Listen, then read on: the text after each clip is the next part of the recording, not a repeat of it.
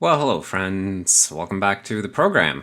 Today we are going to look at a kernel mitigation. A very common thing that you do in an exploit when you get memory write access to the kernel is that you go and try to overwrite the UID of a process that you control. And this is pretty simple if you have a kernel write primitive, because in our process class, the effective user ID of the current process is just stored here in a member. So this is the process class, and the member MEUID determines the effective user ID of the current program. So today, my idea is that we're going to take a bunch of these things that are in the process class, and we're going to put them in a special object that we can write protect.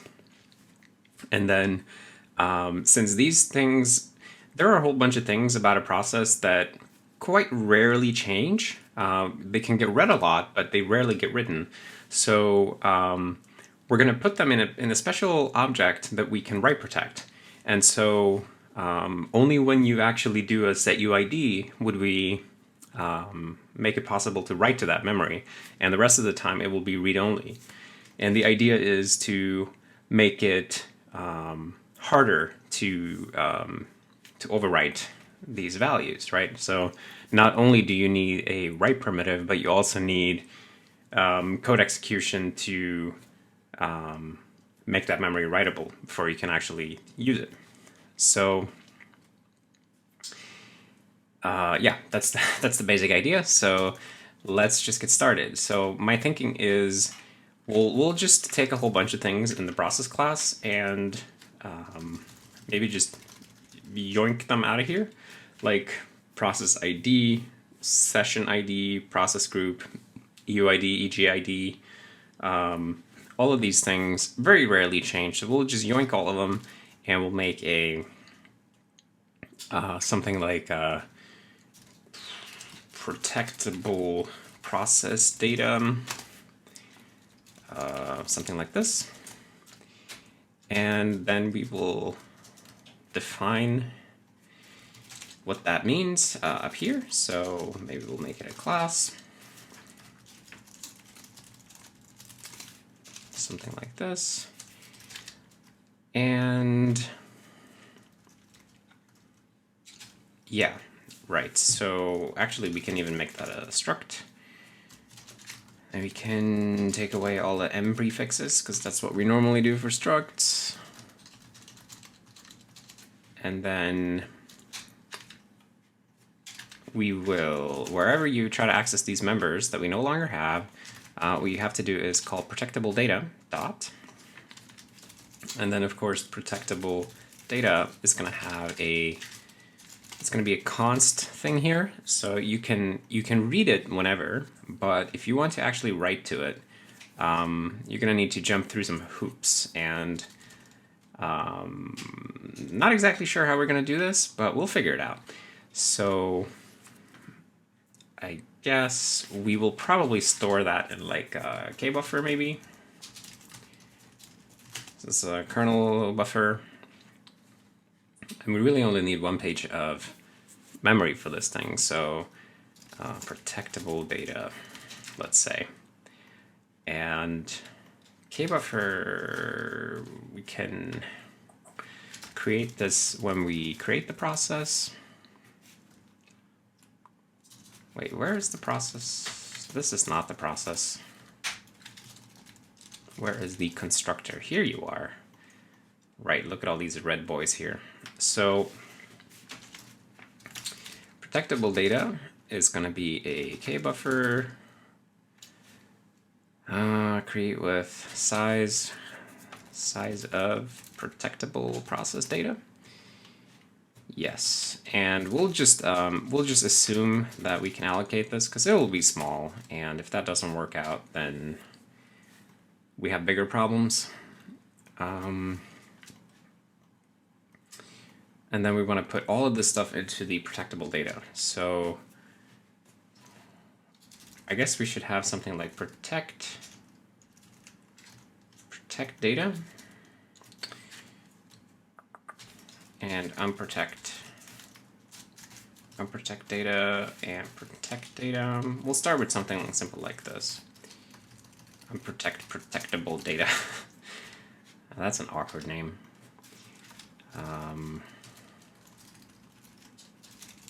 But maybe it's okay for it to be awkward because you're not supposed to use it a lot. So we'll start with something like that, and then protectable data is protectable data. But we will cast this thing into a process protectable data. Protectable process data. There we go. Okay, and now we can finally start moving everything there. So gid is gid. Yeah, so just everything from up here basically has to come down here.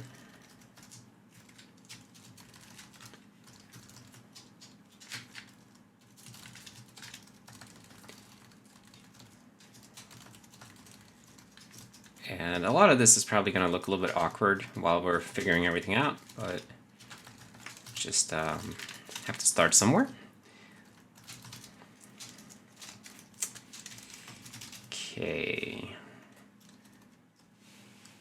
And we'll probably move more stuff into there. Like there's a whole bunch of things that will very rarely change or doesn't need to change at all. Like the executable. That was the origin executable of a process. That's not going to change. Or like the parent process ID. That's not going to change. So a lot of things can actually move into this area just to make it that much harder to overwrite these things that are not supposed to change anyway. Okay. So what does protectable data and protectable data do? Well, I guess we will start by just implementing this function here. So what this thing will do is basically this thing right here. Except it will be const protectable process data. And that thing is const, so read only, but then we need those protect and unprotect functions. Protect protectable data. So what we're going to do is we're going to, can we grab at the buffer inside somehow? Region set. Wait, how do we change the access bits? Okay, so this thing is here, and can we change it? Set writable. Yes, there's a set writable on region, obviously. But why set writable? False. But I guess this is const. That's why this is looking like that. Okay. So before we proceed, let me just add these functions here. Protect protectable data and unprotect.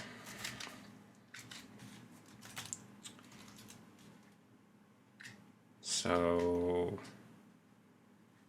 oh, it's because this thing returns const impl. Well, let's just add a non-const getter.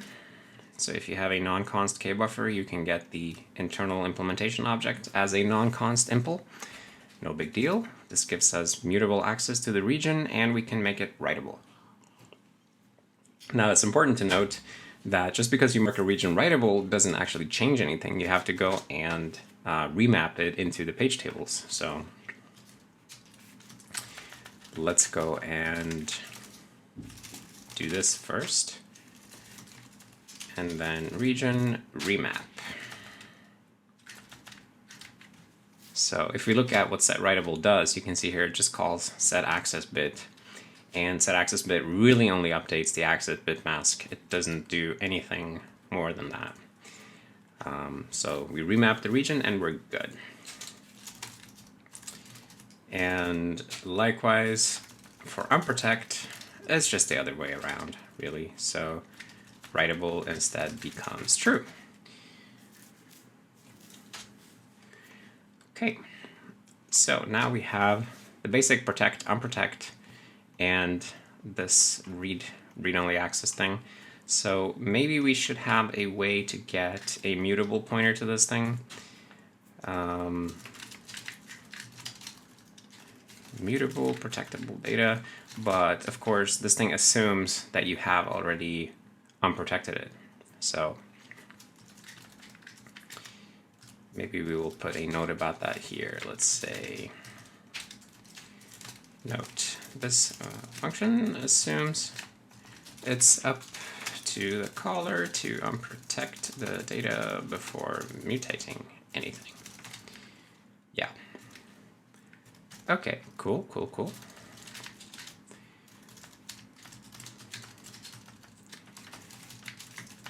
And then we just give you a non-const thingy and cool.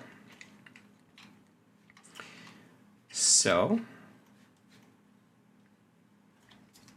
let's bring up the problem view down here so we can see all the things that we need to fix. So of course mgid is no longer a thing, but we can make this a little bit easier for ourselves by just calling this gid. Likewise mpid is not a thing, but we can always call this pid.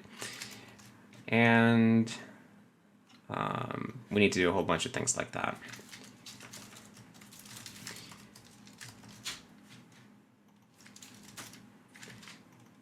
A lot of these to go through.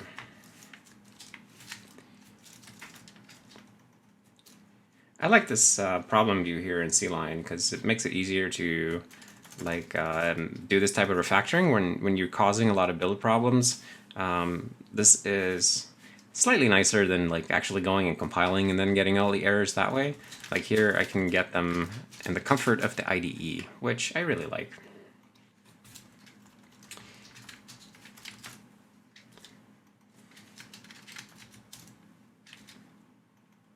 Okay, some unused header, which I guess we can actually just get rid of those while we're here, because why not? And mutable protectable data, we didn't end up using that, so let's use it. Boom. Okay, so we should probably make an RAII thing for this, actually, but we'll start with the primitive that we've made here. And now we have more build problems in the header, so that's fine. Okay, so I think maybe this is actually, let's see, can we do this with multiple cursors, I wonder? Wait, I forget how to set those up. I feel like I made a keybind for it, but what was it? Add or remove correct. Control middle click. Yeah, that's what I want. Or Alt Shift click is not bad, actually. Alt Shift click. Okay, let's try that. Oh no, I can't use Alt Shift click because my window manager eats it.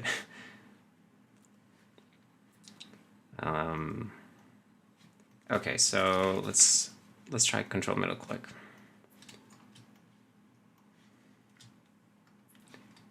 Yep.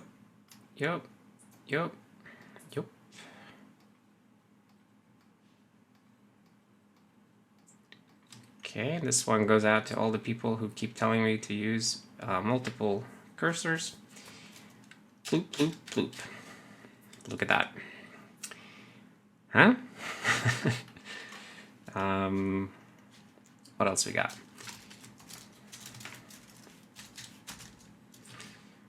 Okay, and field is never used. Wait, these don't even seem current. Like, their names aren't even, not even right.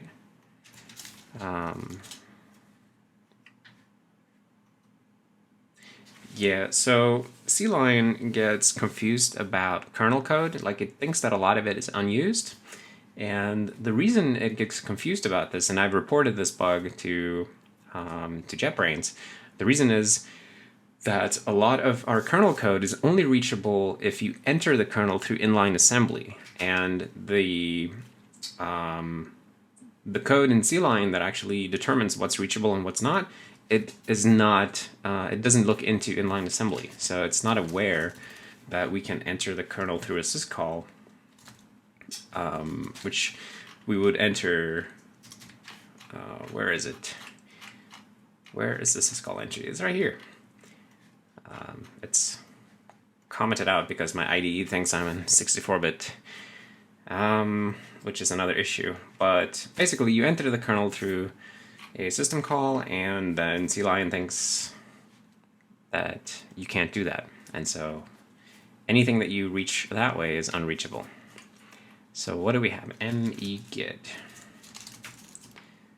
Where is all that stuff? Oh, it's on all the system call implementation functions. Right, of course. So these are system calls where we actually want to mutate these things, right? Because here you actually update the effective user ID. So what we want to do here is, let's first do the checks. We can do all the checks without making it mutable. So we'll rename, I was going to rename this thing to new UID. And should we write it this way, or no, this way is probably a bit nicer. Yeah.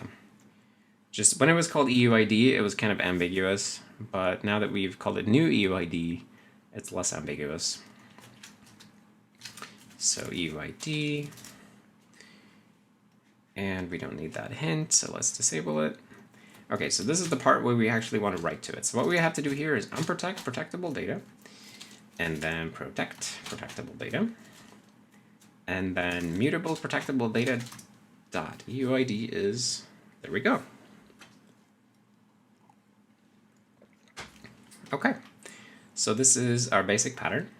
So we'll start with that. We're just going to make it work first, and then we can make it nicer.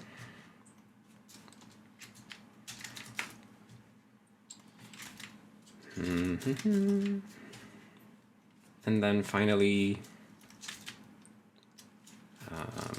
mutable protectable data.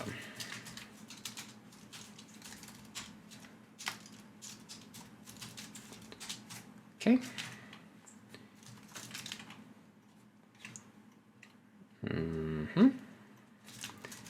Okay, we'll just keep going through these.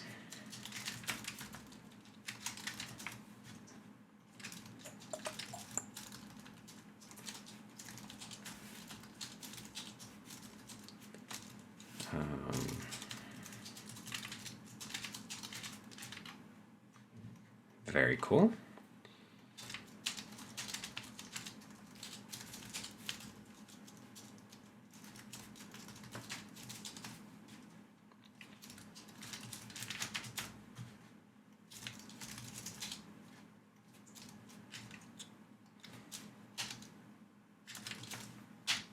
Oh, oops.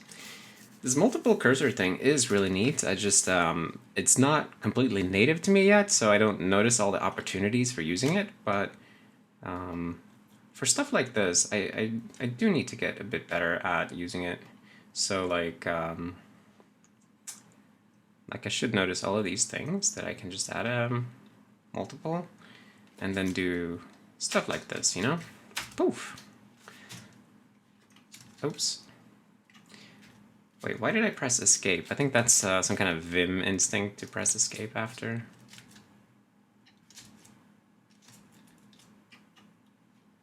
Also, I was up here also. I didn't realize I had a multiple cursor up there.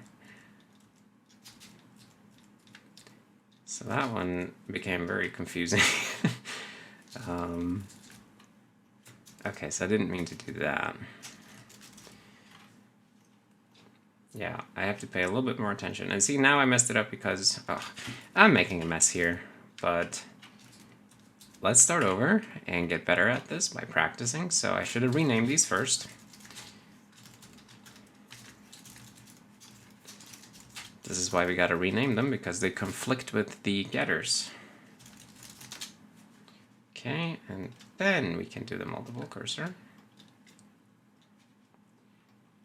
Okay.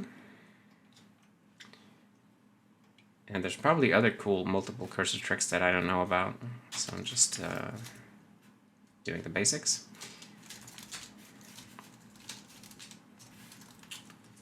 Okay, click, click.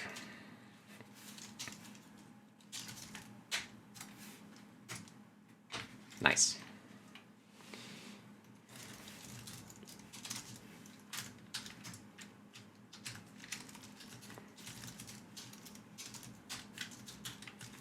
New eGid.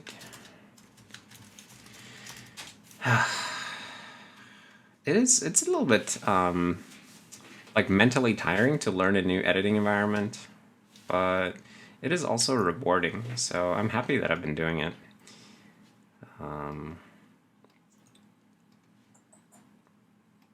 Okay, so tap, tap, tap, tap.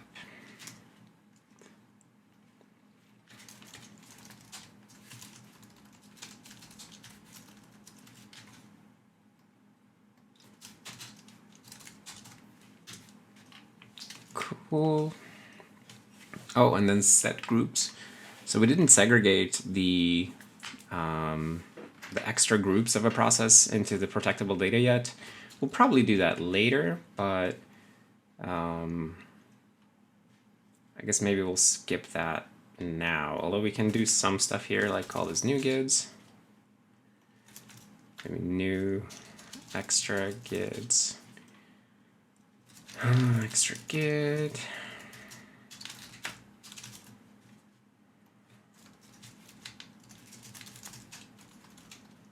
Yeah.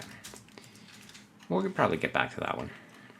Because extra groups, extra gids, that's this thing in Unix where a process has a user ID, a group ID, but then it also has like an arbitrary number of extra group IDs. So if you run the ID command, for example, you can see here that my user ID is 1000, my group ID is 1000, and then I have all these extra groups here that I'm in also, and that's the set groups, get groups, syscall.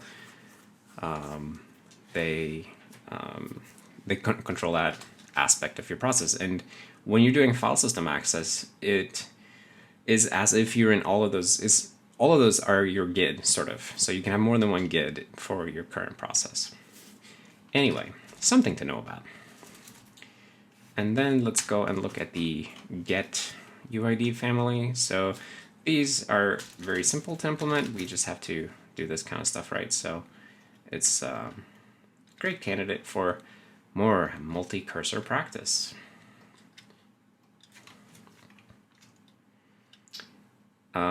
Oh, this one is a little bit tricky, actually. So we do need to be a little bit careful here. So this one copies...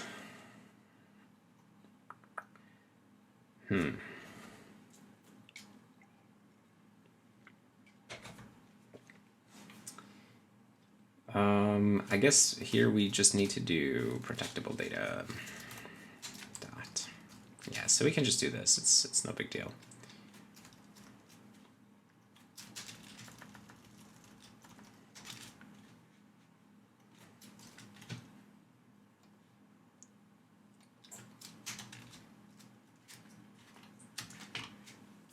Cool.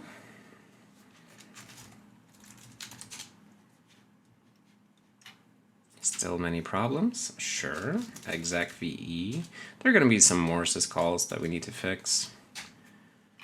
But there shouldn't be that many left now. Okay, so this is setting up the EUID and SUID during exec.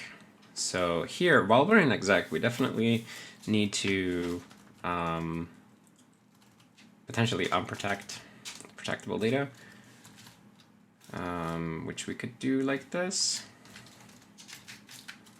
We could do something like this. Mutable protectable data dot UID. I'm gonna do this in 2 steps because I don't like the double assignment that we had going on there.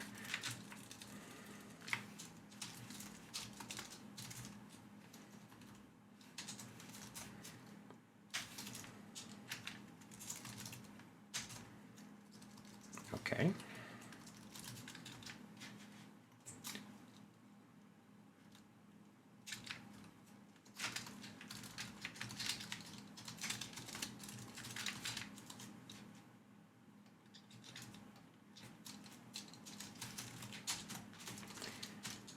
And now we have lost the syntax highlighting for some reason.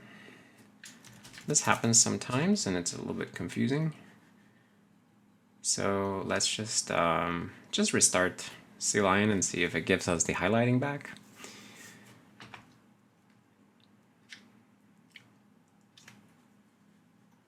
And will it? Yes, it will. Cool.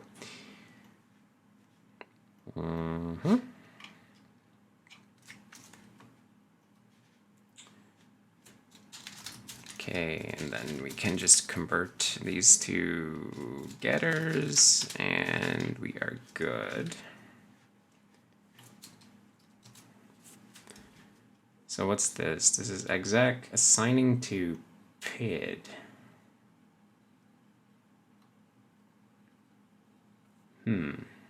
Oh, the PID of the process becomes... Oh, interesting. So if you're in a secondary thread doing exec, then the PID of the process changes to the thread ID of the thread that did the exec. I never really thought about that in much depth. I guess that is a little bit strange, but maybe that's what we're supposed to do. So let's see, I guess here we just have to, unprotect it.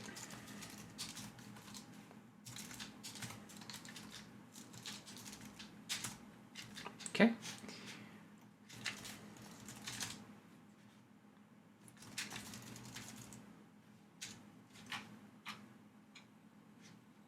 Yeah, so a lot of code, just the fix is simply to like not access the member directly, but go through a getter.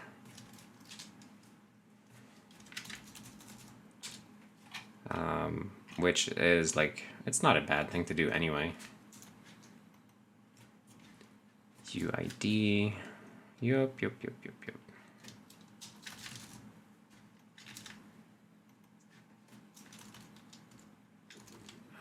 Oh, interesting. So then, child, protectable data.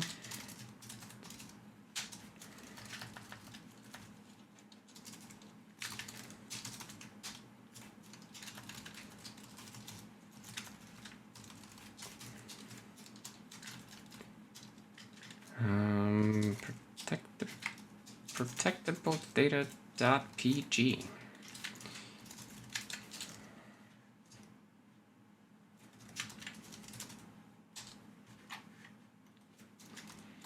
And more of those. Okay, well, we're gonna work our way through all of this stuff. More of these. Great. That's fine.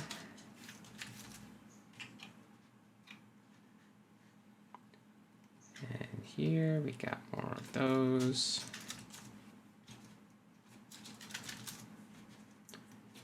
Oh, and here we're actually assigning to one. So protectable data.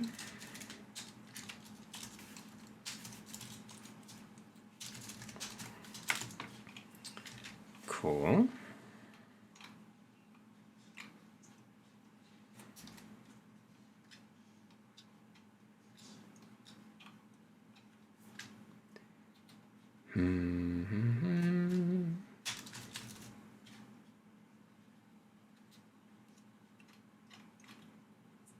And oh wait, hold on. what's this PID?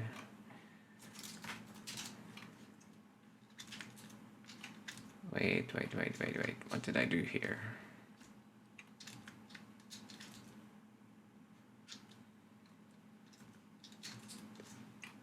mpid.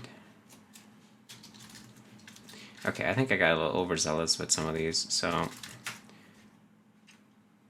Oh, wait, it doesn't work because PID is a variable here. Right. So in this case, we have no choice but to do this. That's okay. That's okay. And then here we need to unprotect.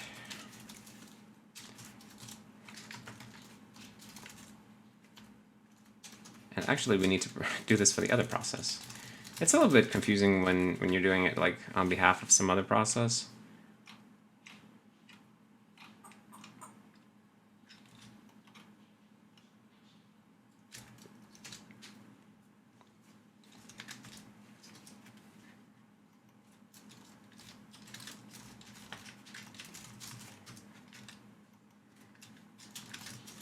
Okay.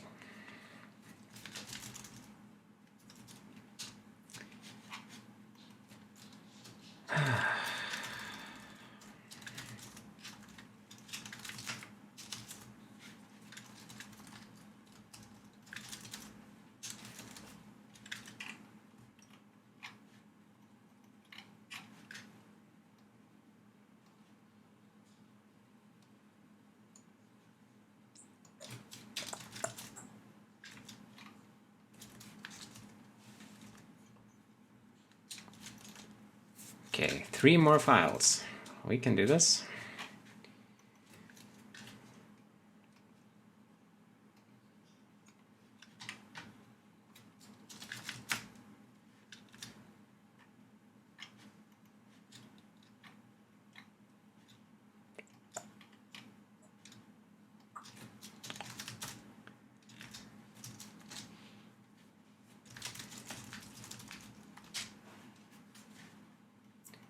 Getting close.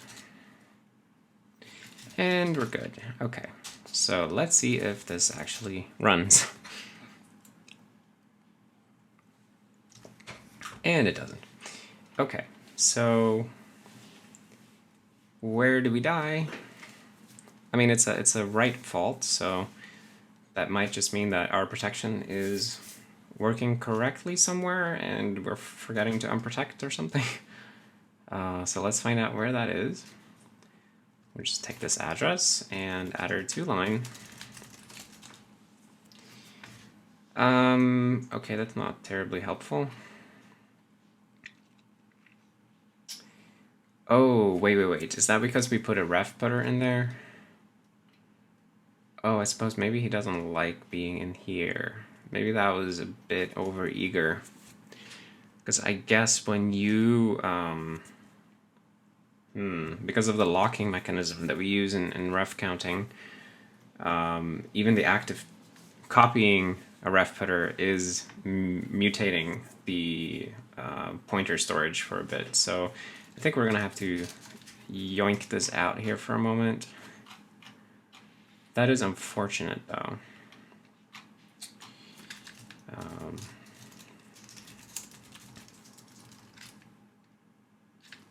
So we'll put this boy back, and that's kind of a big fat fix me, but ignoring that for now. So that means we just have to turn this back into a regular member.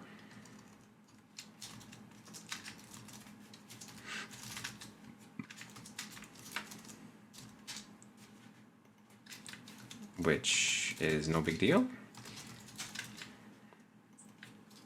because we just do this, and a few more places to fix.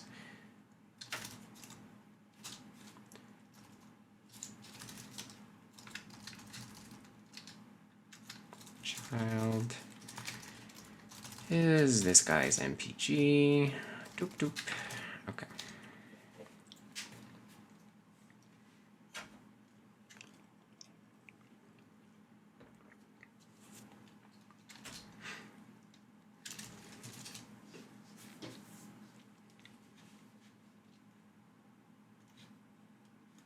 Set SID, operation not permitted. Interesting. So what happened? Set SID. What happened? Set.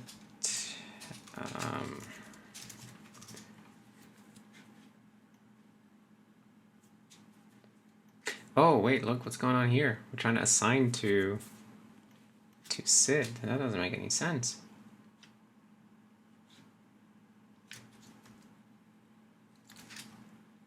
Oh, that's so terribly awkward. Wait, why is this even allowed? Does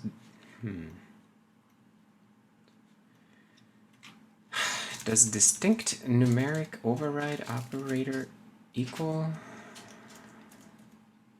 somehow, or you know what? Let's just I don't even. So we still need to unprotect here.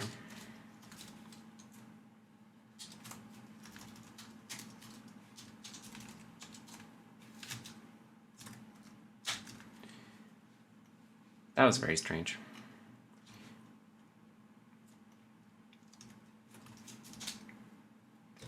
Okay, more problems in. Is it going to be the same other thing elsewhere?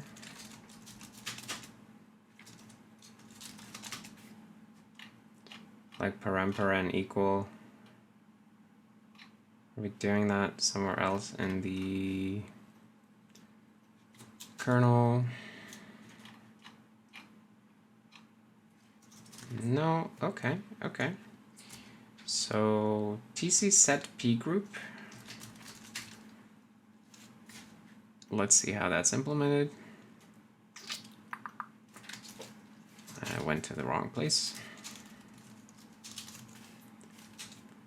It's an IOCuddle. Okay, so it's this IOCuddle called in the TTY, and set p group, and then what are we doing here? Process SID.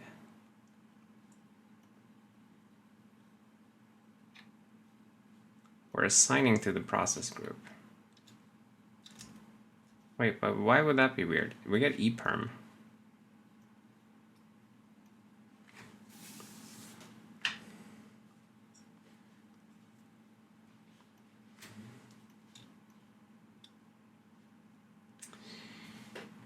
Okay, so I'm sure I messed this up somewhere. Great.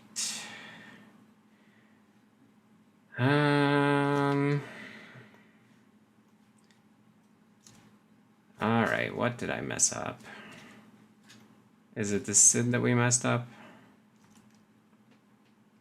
So this is an input, right? New SID is an input to this. Or no, it's not. Get SID from Pagid.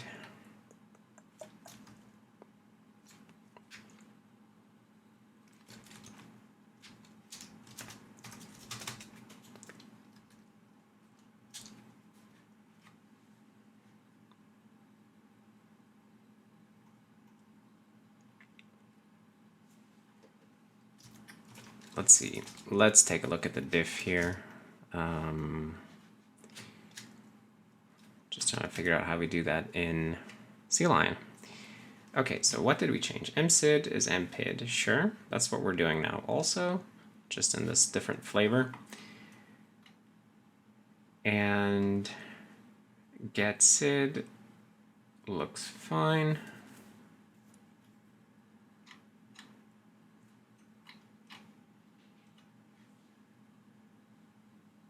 Oh, this doesn't look right.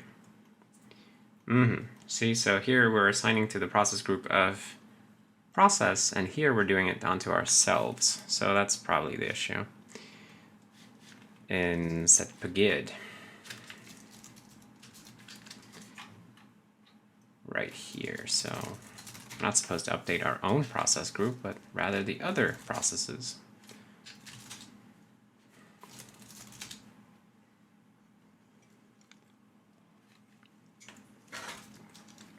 Cool. And JavaScript test suite works. Going online totally works. Very rad. Okay. So that's cool. Seems to work. So what have we achieved? Now, what would happen if somebody would try to overwrite this data when they're not supposed to? So let's try to do that from a syscall. Like, what if you are in get groups, which is my favorite testing syscall, and because ID calls this. So what if you're in get groups and we try to do like mutable protectable data, UID is 0, right? Like, imagine that you were a hacker and you injected this code here somehow. Let's pretend that you did that, but you didn't unprotect the protectable data. So if we run ID, then you get a kernel panic, which is exactly what we wanted. So instead of proceeding, once you have compromised the kernel, we will now simply panic. And I think that's fair.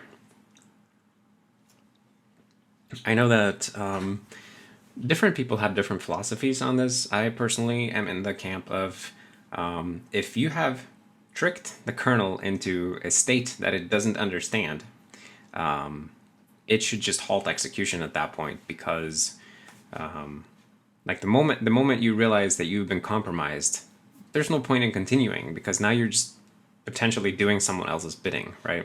So it's better to halt than to continue. That is my feeling about that.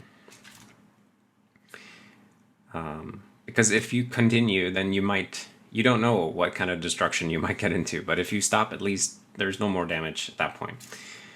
So that's great.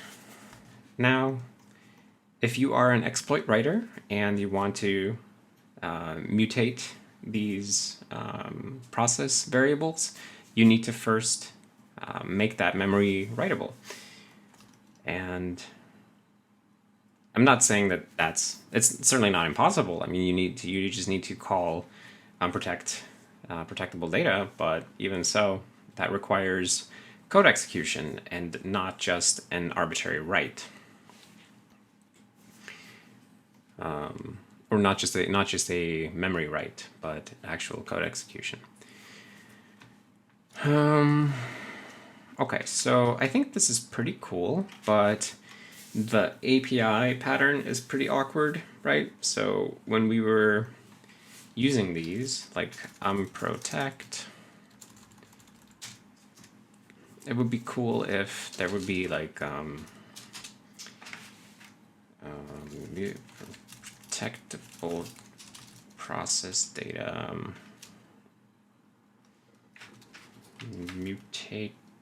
mutation scope. This is one option.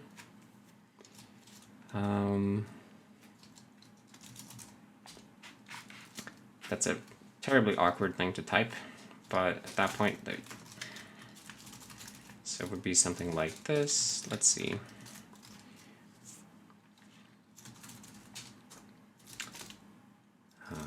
SID. Okay, and can we come up with a nicer name for this?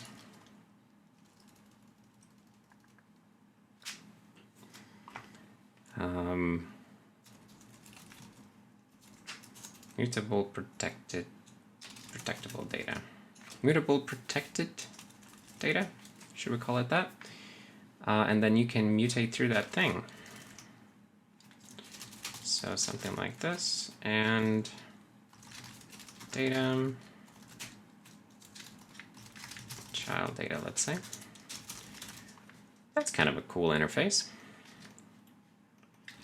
And protected data. Maybe we should call it protected data instead of protectable data. And then we can also put this kind of at the end here. So the mutable, this thing will be sort of a thing that lives on the stack, and then when it goes out of scope, it will reprotect the data.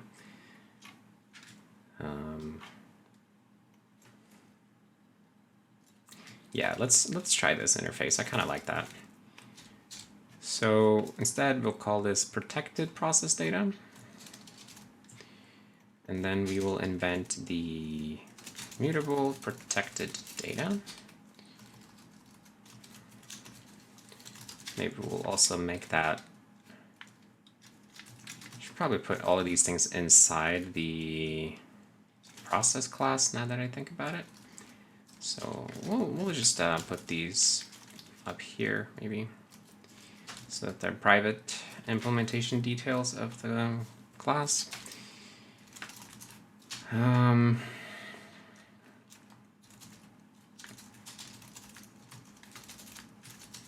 Yeah, and then here is how we use it. So m process.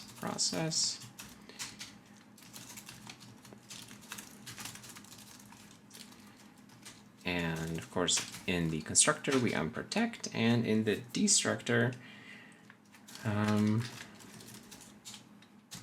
wouldn't you believe it, we are going to reprotect.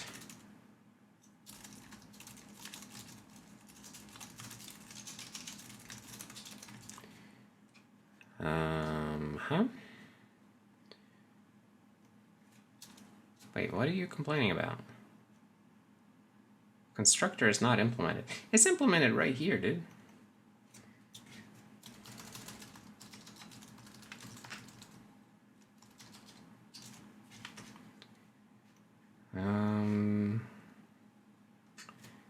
So maybe we'll take this interface away from you. And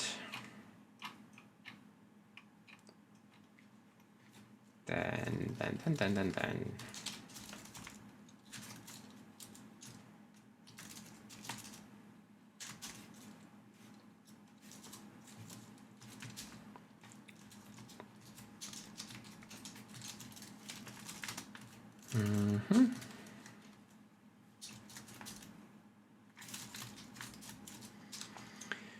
M process protectable data. Oh, actually, we can simply const cast at this point.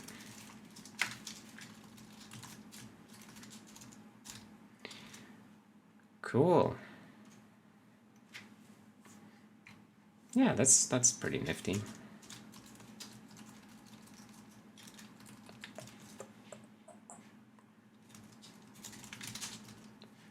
So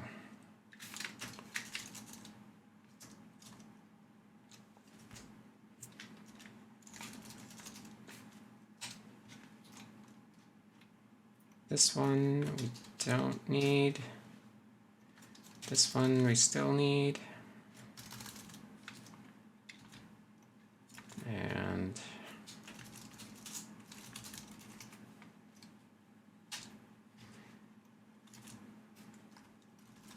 I think we'll just call this protect data and unprotect data.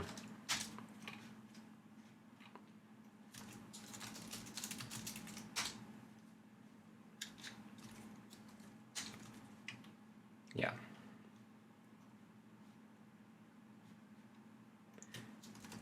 Also, we can rename this to just protected data since it's a it's like within the process class at this point.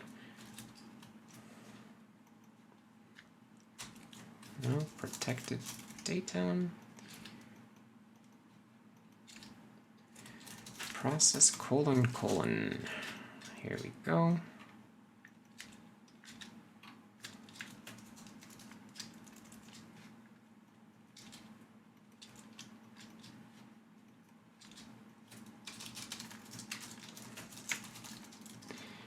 Protected. Okay. Okay, we're getting there.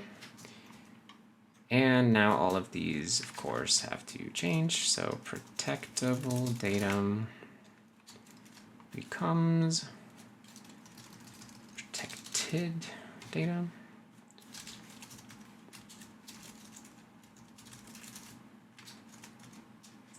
Sure, that's fine.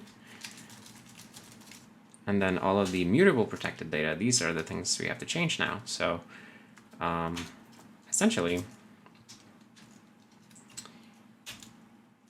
something like this.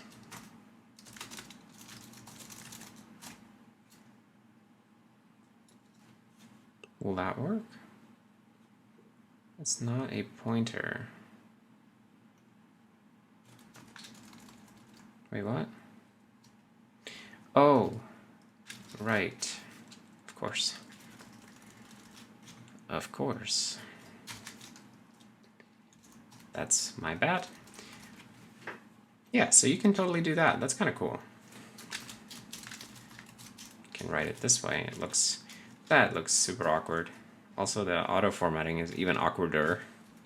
So I think probably this style is what we'll go for.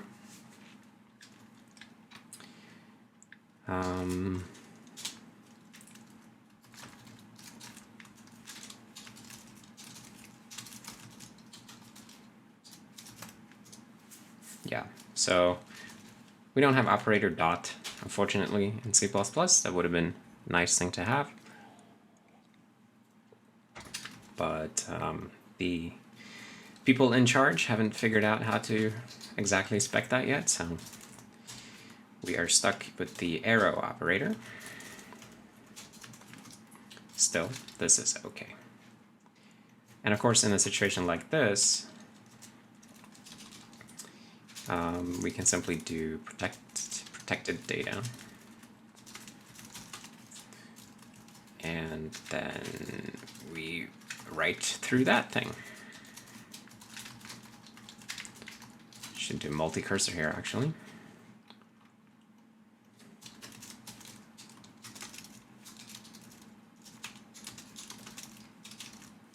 That. Okay, let's try it.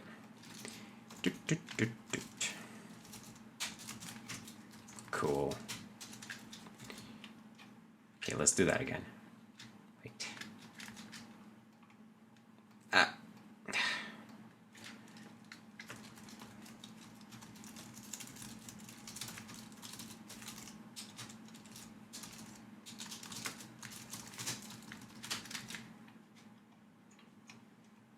Okay, all right.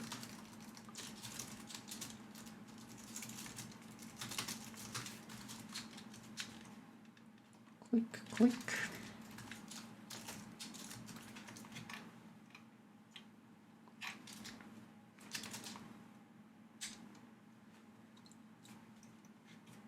Mm-hmm.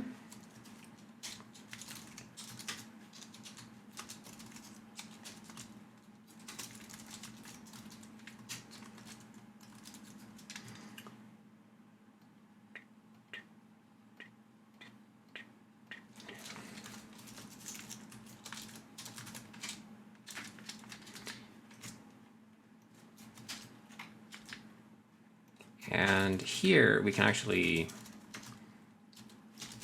do like that, right?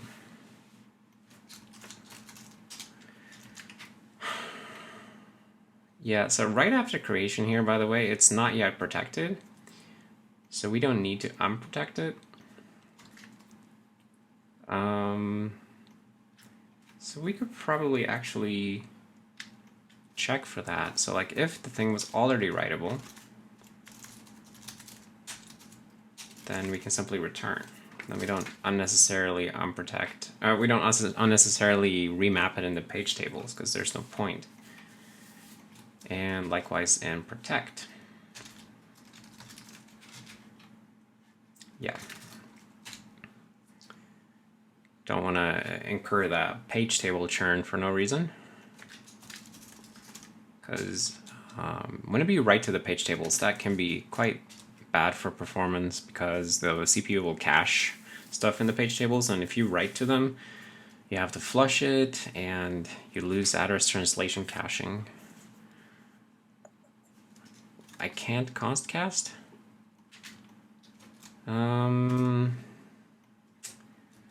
Right. So I have to const cast that way. That's fine.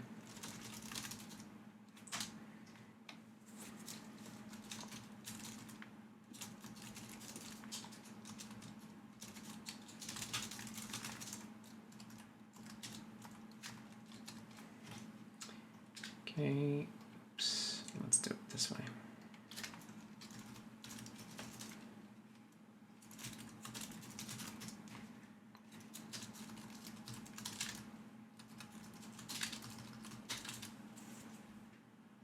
Yep.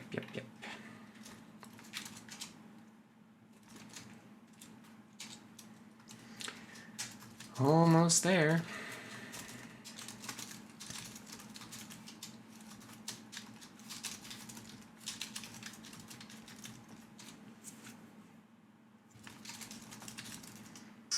Oh, right, and I called it mutable protected data putter when I originally wrote it here, and then I changed that everywhere else.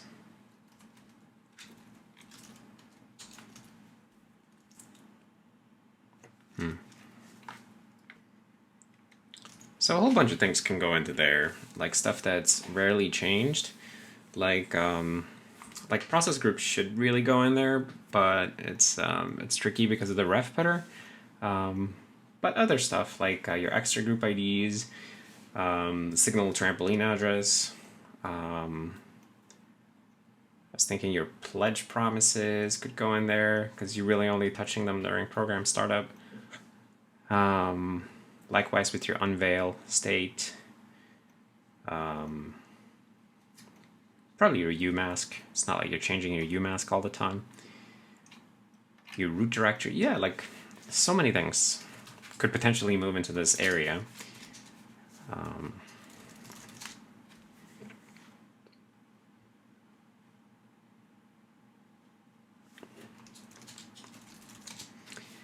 This is very neat.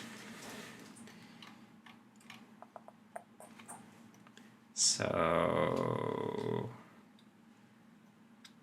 mutable protected data.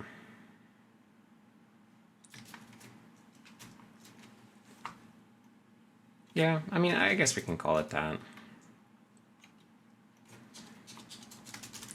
Helper class to temporarily unprotect a process's protected data and let you write. So you can write to it. Right. So just a little note about what that is.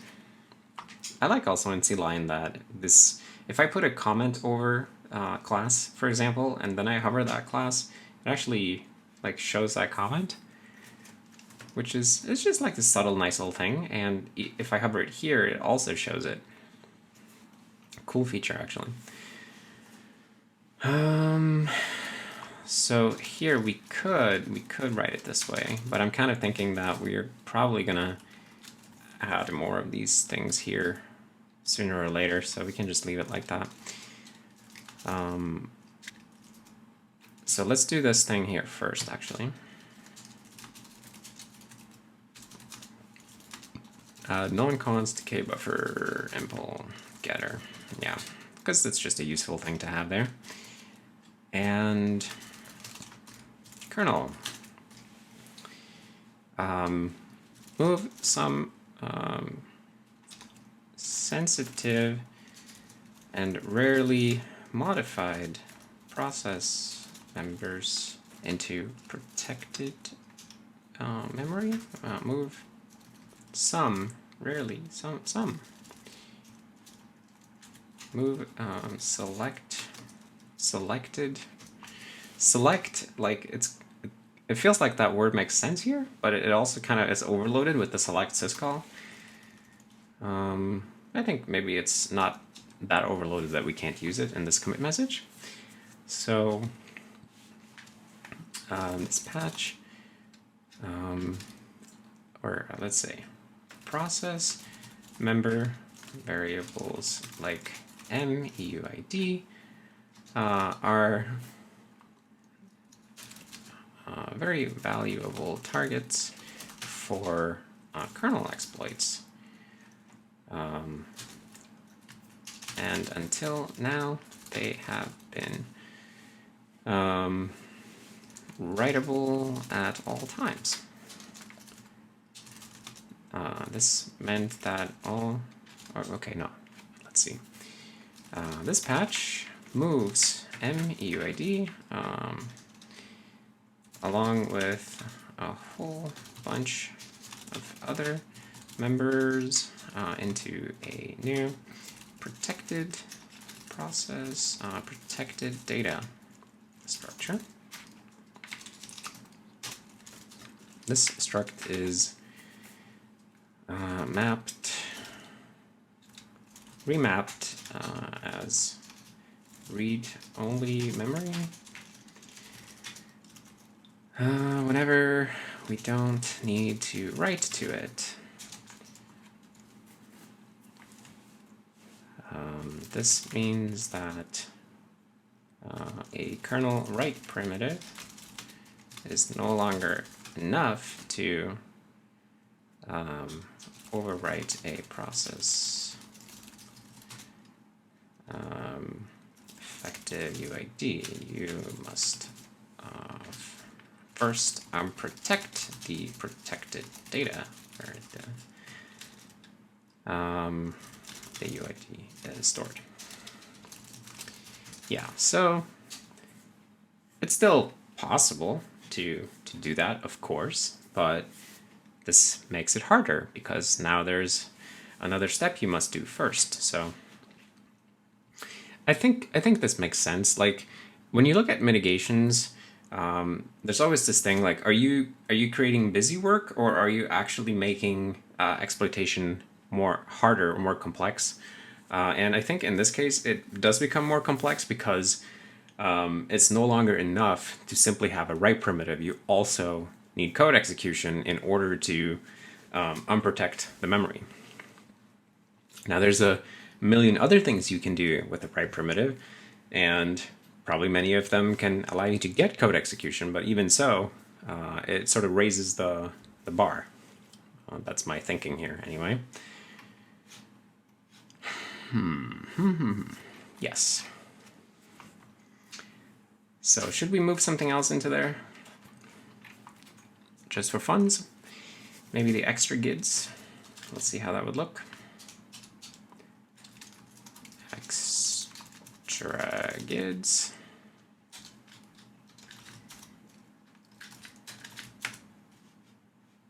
So first we just do a bunch of this stuff.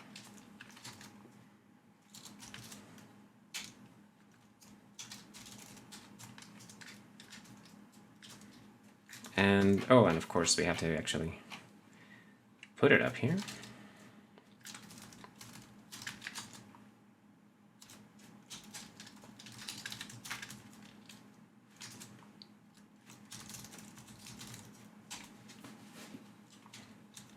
Oh, now we're in user space code.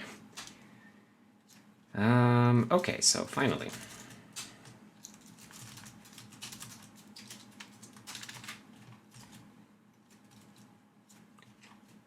And I think here we will do like this, protected data.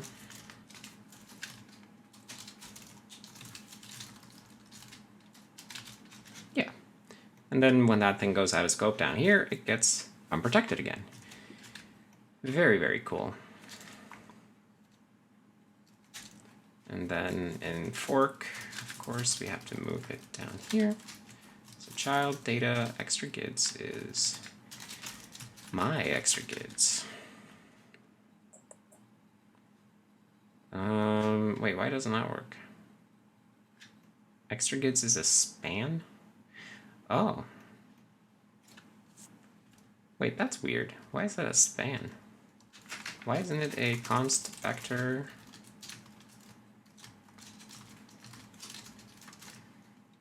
Is there some reason that it's not that?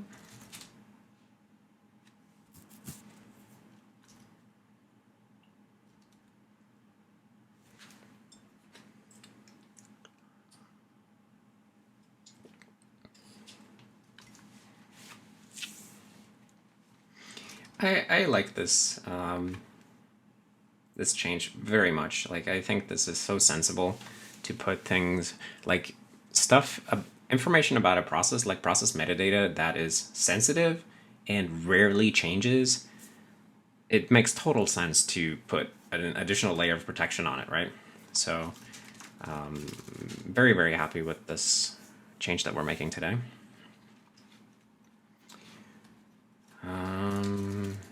I don't know. I love running the JavaScript test suite as just a smoke test because if we can run a complete JavaScript test suite, then probably a lot of things are working.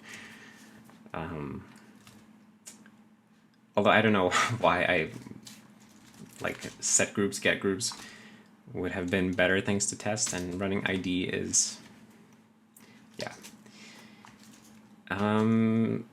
So let's commit this as well. Kernel move process extra gids into protected data. Yeah.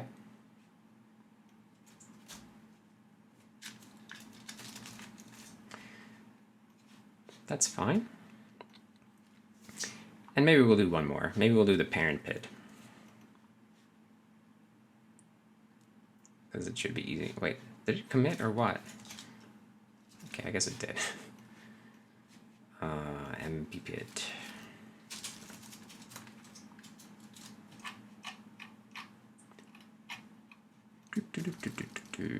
Put that here, process ID PPID.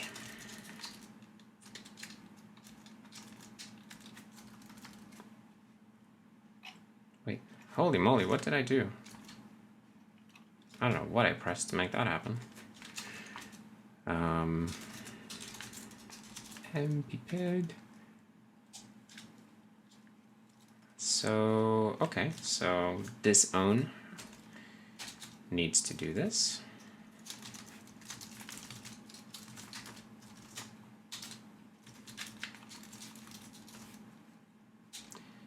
There are not going to be many of these. Also, we need to get rid of the MPPID member, by the way. Boom.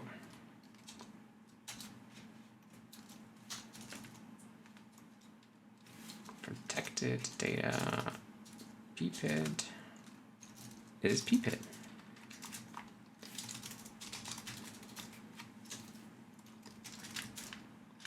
And I think that's it. Let's try it out.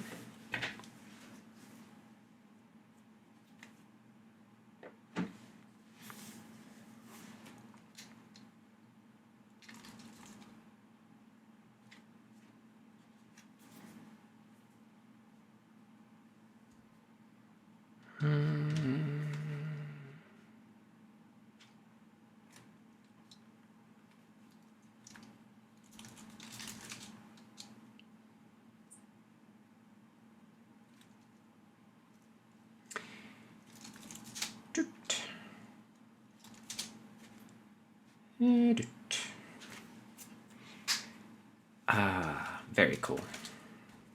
Very, very cool. Alignment here on top, not very cool. But in general, things are very cool. So let's commit that as well. Kernel move process parent PID into protected data. Yes. Okay, so that's going to be it for today. For today's video. So if you made it this far, then I thank you for watching, and I hope that you saw something interesting here today. I think this is a very, very cool mitigation in my opinion, and I'm very happy about it, and I'm going to keep moving more stuff into protected data, but I don't need to show you all that. You can imagine that I would continue moving stuff. And I think this is a sweet pattern that we could probably apply to more things, not just this, but have to start somewhere. So I'm glad we're on this track. Anyways, thanks for hanging out, and I will see you next time. Bye.